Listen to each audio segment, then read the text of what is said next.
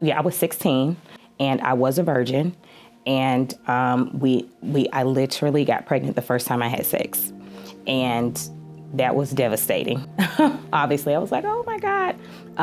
But I think I had, because of my upbringing, seeing my mom struggle as a single mother, and just seeing a lot of people I was around were in a one-parent home, particularly the mother.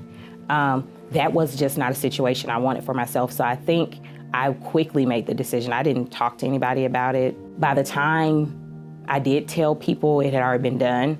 And a lot of people were, like, they weren't necessarily supportive of my decision.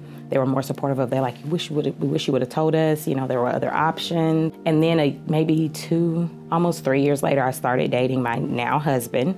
And I got pregnant again shortly after we graduated high school. Somebody must have told me about First Care Women's Clinic. And so I remember going in, and it was just nothing like I thought it was going to be. It was nothing like I thought it was going to be.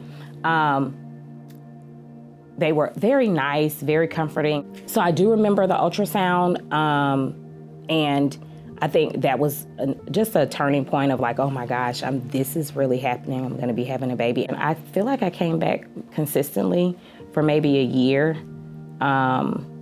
There were diapers, like I said, formula, bottles, and then parenting classes. There was so much help that I didn't know existed.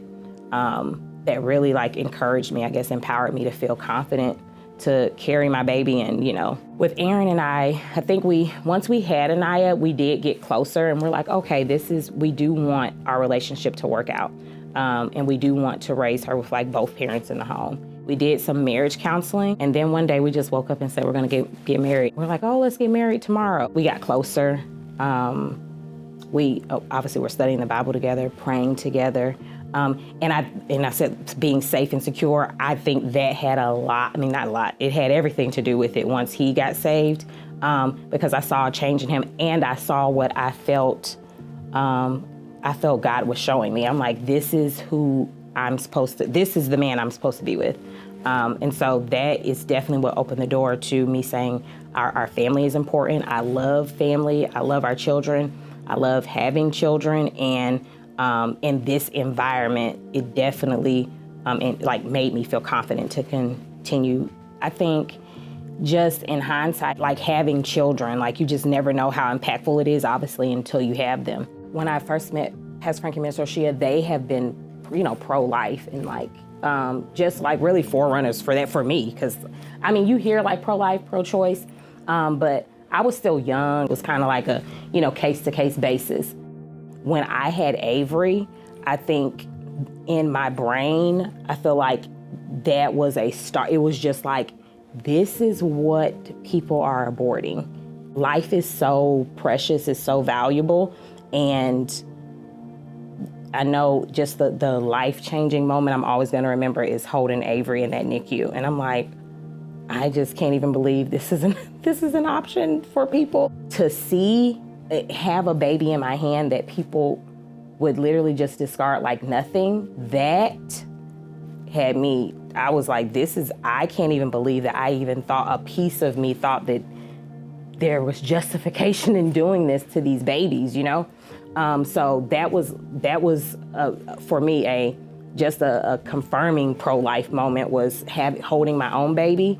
And seeing her fighting for her life. In hindsight, I'm now thinking these things were absolutely sent to destroy me and make me feel ashamed of what I went through. Today is the day I got an abortion 22 years ago.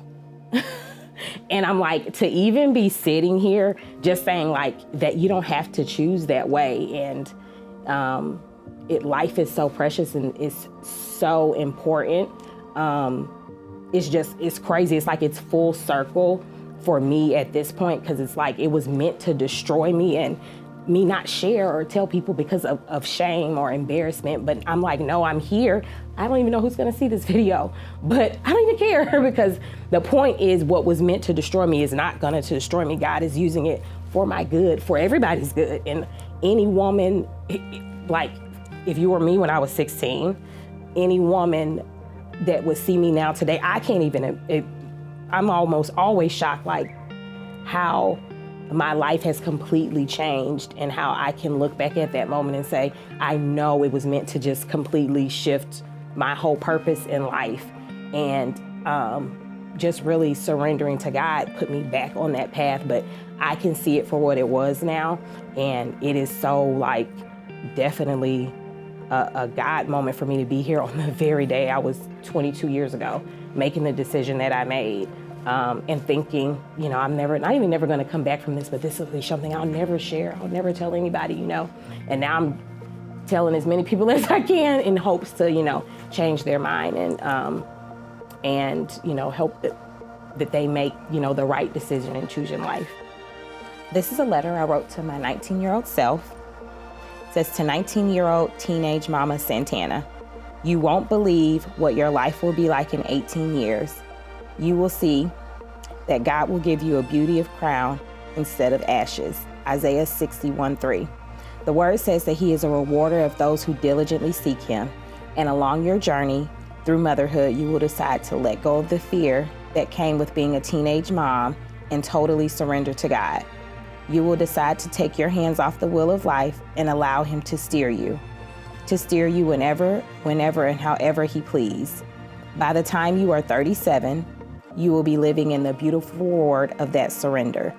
You will be living a life that is more spiritually and naturally abundant than you could have ever dreamed. And guess what? There are more children coming through your physical body and through the kingdom. And you've never dreamed of a life so full, even if you tried. So rest, baby girl.